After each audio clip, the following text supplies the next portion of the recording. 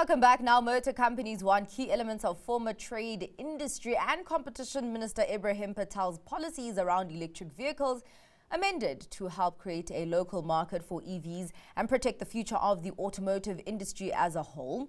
Similarly, naamsa has also lent itself to discussion around the future of automobile manufacturing this week. The organization's CEO, Mabsa, joins us with more detail. Thank you so much for your time, Micah. Let's actually start off with the shortcomings of the current EV policy. Talk to me about those.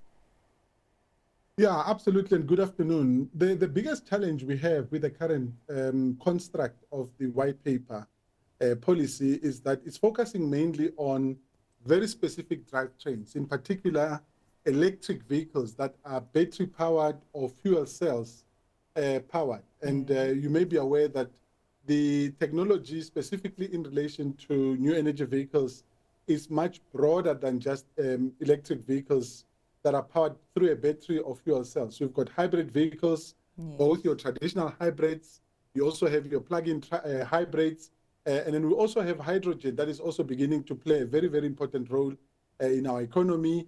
South Africa has also put a very, very strong policy pronouncements around how they want to enhance and also support hydrogen.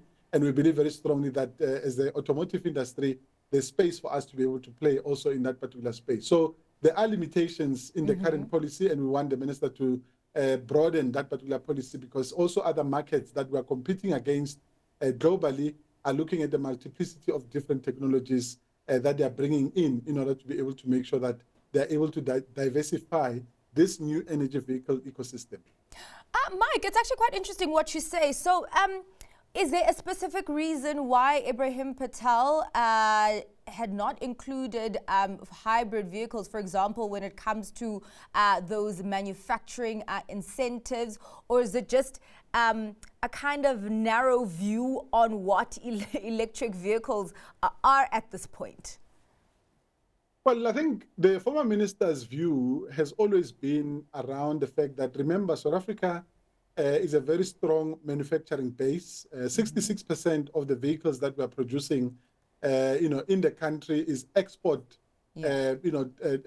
based and also exported into 148 different markets around the world. And many of those markets in Europe have already indicated that by 2030 and some 2035, they are going to be banning, internal combustion engines, and they will be focusing mainly on electric vehicles that are battery electric specific.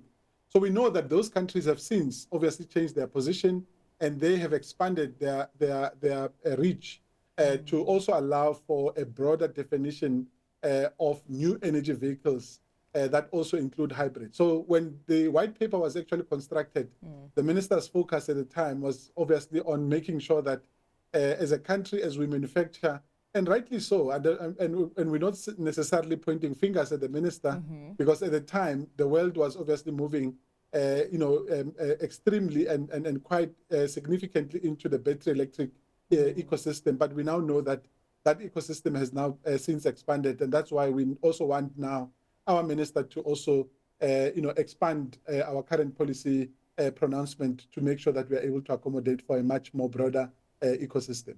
Mike, how urgent would amendments have to be made to South Africa's EV policy? You talk about, obviously, that most of the vehicles that we produce are exported, and our export markets have put in targets in terms of when they would ban ICE vehicles. But I mean, demand has sort of shifted there to the point where consumers are starting to see some shortcomings in that EV market, where now demand is softer. So how urgent or how much can we take our time with this, desired EV policy in South Africa? Well, look, it is urgent because, remember, all the plants and all the OEMs that are manufacturing vehicles are currently reinvesting in their production processes. They're reinvesting in their plants, and they need to know very early on what kind of investments they need to think about, so that they can be able to recalibrate their plans in line with these newer technologies that they require. And certainly, if a model is introduced, it takes us about 7 years, to introduce that model before it actually gets into the market. So we need policy to change, even though the production cycle of those vehicles is going to happen in the next 5 to 7 years.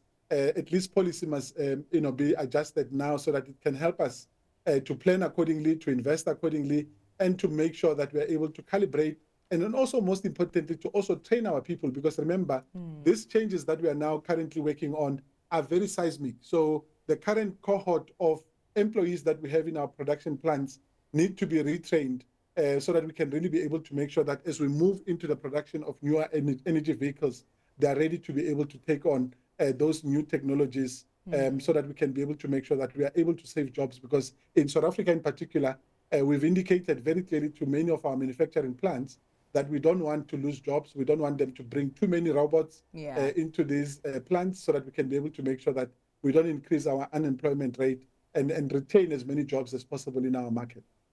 Mike, let's come back to the domestic market. Is the South African consumer market ready for an EV, a progressive EV policy, or is it a case of without progressive policy, there'll be no market? Well, look, it is also for this reason that we want hybrid vehicles to be included in our policy. Because remember, in order to encourage people to move, from one extreme to the other, because the current policy says, ditch your internal combustion engine and choose, a battery electric vehicle. And what we are saying and requesting the minister to say, let's introduce transitional technology so that we can be able to nicely transition, so that the person who's driving from Musina in Limpopo to Cape Town, that person has the best of both worlds. A person has a battery in his vehicle, and he can still be able to put petrol, so that we can also deal with, this, range anxiety, because a lot of consumers are still very reluctant to move purely into battery electric, because South Africa is a very vast country. It's more than 2,000 kilometers to drive from Musina to Cape Town. And, people need to know whether am I going to plan for that trip for 2 days or more. But if they know that they can still stop at a Shell garage or a BP garage and still pour petrol while they still have a battery, it also helps us to be able to socialize this newer technology. And that's why we feel that it is important for the minister to help us to tweak the current policy to make sure that we are able to also push for demand for these newer technologies. And the best way to socialize it is to actually get the technology onto people's hand, as opposed to them refusing to even buy these vehicles because they don't know what they don't know. All right. Well, thank you so much for that and for your insights, Mike. Much appreciated. That was NAAMSA CEO Mike Mabsa.